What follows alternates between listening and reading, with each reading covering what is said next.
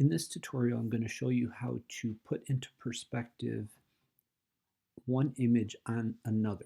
So I have the Starry Night image here, and I have a picture with the canvas here. If I want to put an image on the canvas, what I'm going to have to do is make a copy of the Starry Night, Control A, Control C, and then Control V on my new image. So I line it up to the best I can. It's not going to line up how I want to because it's a different perspective.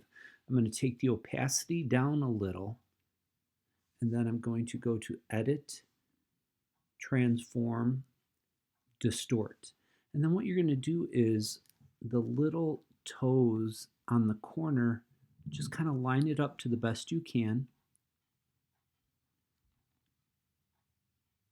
And what's nice is since I took the opacity down, I could see through the image a little and execute it. I'm going to bring it back to full opacity, and that's pretty decent. But as you notice here, I have my hand in front of it, so I'm going to have to layer mask out. To zoom in, Control plus, Control plus, Control plus. I will then use the brush tool. Black and white reveals and conceals. A smaller brush. I'm going to go further than I need, and then I'm going to hit the X button to flip back and forth. A smaller brush with the brackets.